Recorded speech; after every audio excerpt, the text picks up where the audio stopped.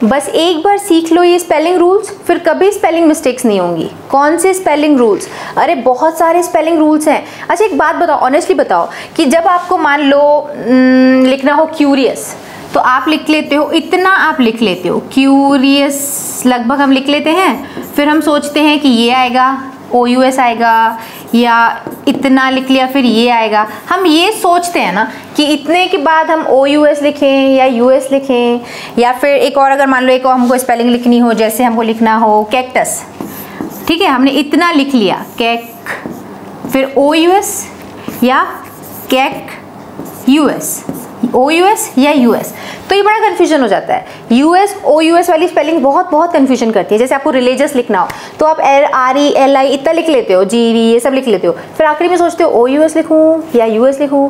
तो इस वीडियो में आपको ऐसे ये वाला रूल जाने के लिए मिल जाएगा, और ऐसे बहुत सारे इंटरेस्टिंग रूल जाने के लिए मिलेंगे। जैसे देखो एक और मैं आपको रूल बताती हूँ। जैसे मुझे लिखना, ये लिखा हुआ है, ठीक है, क्राई लिखा हुआ है, फिर अगर मैं इसमें एक सफिक्स ऐड करती हूँ ना ED, तो ये क्या स्पेलिंग हो जाती है CR, हम इसको क्राइड ये कर देते हैं, जो Y है उसको I बना देते हैं। पर अगर हमारे पास CRY लिखा हुआ है, अगर मैं इसमें ये वाला सफिक्स ऐड करती हूँ, सॉरी ये सफिक्स ऐड करती हूँ, तो हमारे पास क्या हो जाता है, ये हो जाता है। तो यानी इस वाले Y को मैं I में कन्वर्ट नहीं करती हूँ। तो ऐसी छोटी छोटी चीज़ें जो आपको जाननी चाहिए इस वीडियो में जानने के लिए मिलेंगी। हेलो एवरीवन, मैं हूँ सोनम, इन्फॉर्मेशन सेंटर में आप सभी का स्वागत है। तो चलिए वीडियो में आगे बढ़ते हैं और जानते हैं कुछ बहुत इंटरेस्टिंग स्पेलिंग रूल्स, यानी ऐसे डेली लाइफ वाले जिनमें गलतियाँ हो ही जाती हैं। और स्पेलिंग रूल्स ना आपके अच्छे होने चाहिए। कहीं लिखना हो, ईमेल लिखना हो, दोस्तों को चैटिंग करनी हो, कुछ भी करना हो, नहीं बनती है ना स्पेलिंग्स, तो बड़ा खराब इंप्रेशन पड़ता है सामने वाले पे। तो देखो पहला रूल क्या है। सबसे पहला रूल है कि किस स्पेलिंग में I जो है, Y जो है I में बदल जाता है, ठीक है। तो क्या रूल है, अगर मैं पेन का कलर बदल देती हूँ। देखो अगर किसी शब्द, किसी वर्ड के लास्ट में Y आ रहा है, ठीक है, और उससे पहले एक कॉन्सोनेंट है, Y के पहले कॉन्सोनेंट है। अब कॉन्सोनेंट क्या होते हैं इंग्लिश अल्फाबेट में? AEIOU, AEIOU, ये जो 5 लेटर्स होते हैं ये वाउल्स या वॉवल्स कहलाते हैं, और बाकी के जितने भी अल्फाबेट होते हैं ना वो कहलाते हैं कॉन्सोनेंट।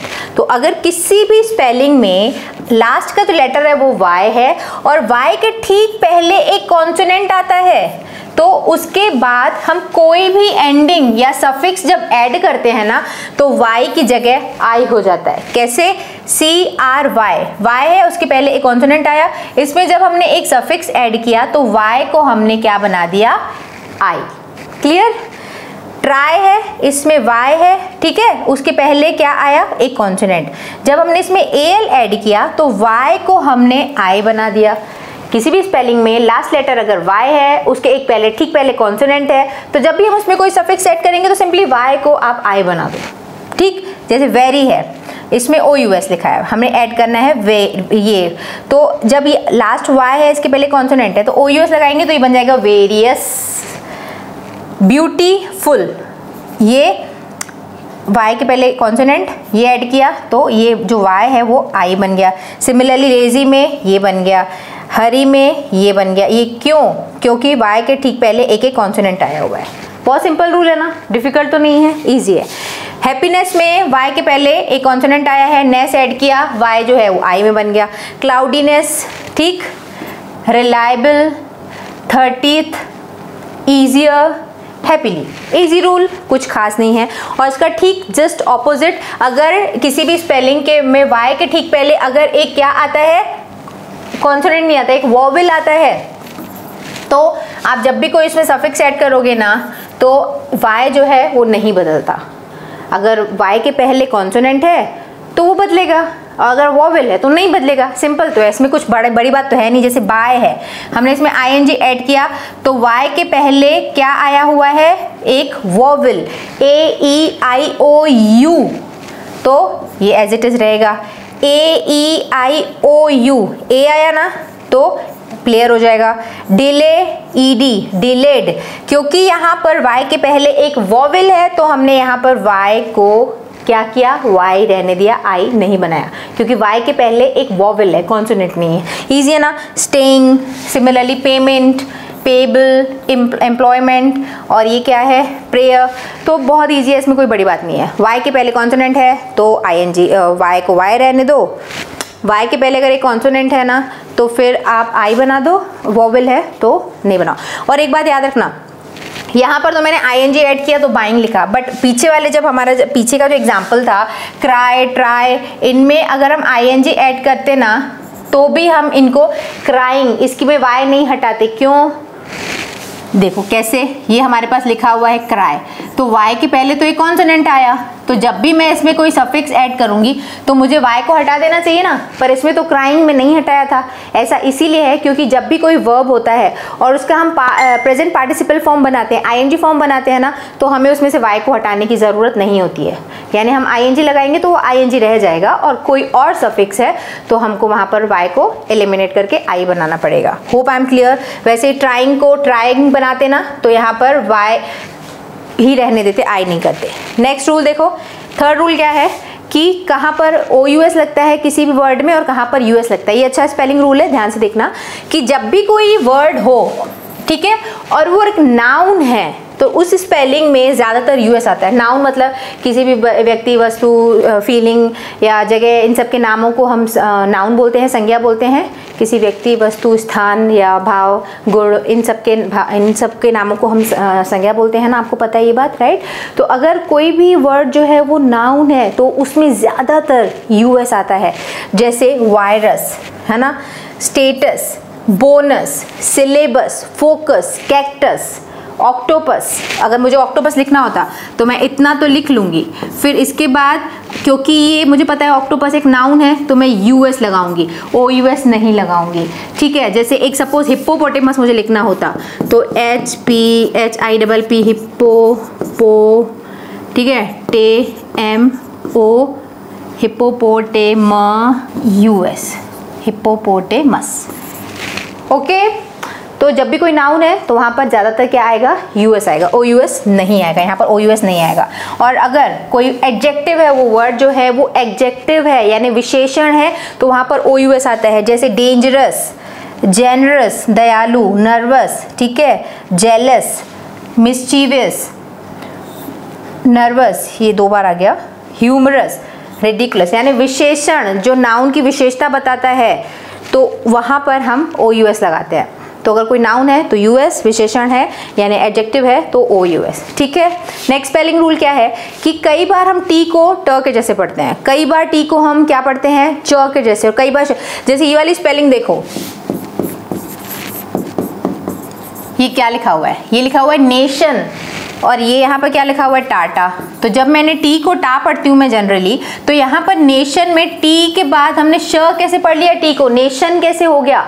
तो इसके लिए एक रूल है, रूल क्या है कि टी का जो रेगुलर साउंड होता है वो ट होता है। नॉर्मल स्पेलिंग्स में हम true, tiny, toddler, tone, time, travel, true, ये सारा क्या पढ़ते हैं हम, इनको टी को ट ही पढ़ते हैं ना।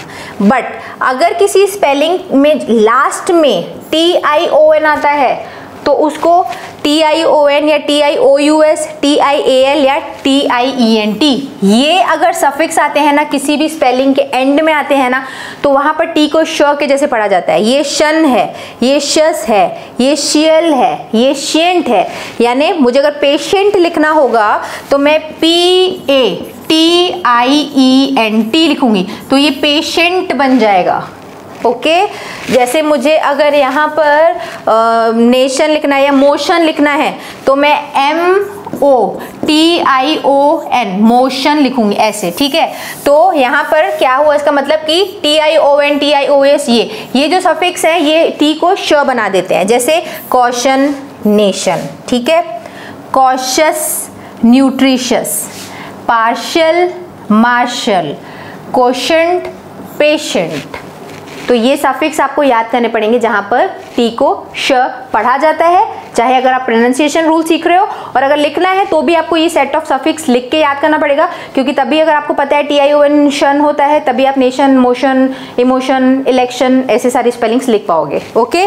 और जिस भी स्पेलिंग के एंड में TURE आता है या TURY, STION या TUAL, ये सारे जो सेट ऑफ वर्ड्स है ना यहाँ पर टी च के जैसे पढ़ा जाता है। जैसे चर, चरी, क्वेश्चन, क्वेश्चन, चुअल, एक्चुअल, म्यूचुअल, नेचर, ठीक है, और क्या है,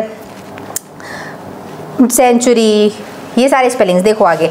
एक्चुअल, कैप्चर, ये चुअल, actual, question, question, moisture, capture, digestion, digestion, ठीक है, डाइजेशन पढ़ते हैं वैसे ये, furniture, nature, mutual, century, picture, suggestion, nurture. तो इस तरीके से ये सेट ऑफ सफिक्स आपको याद करना पड़ेगा, तभी आप लिख पाओगे। अगर आपको पता है TURE नेचर TURE चर होता है, तभी आप नेचर और सारे बहुत सारी स्पेलिंग्स होती हैं जो कि अभी मेरे करंटली दिमाग में नहीं आ रही हैं। मॉइस्चर, फर्नीचर, च वाली स्पेलिंग्स आप लिख सकते हो, ठीक है।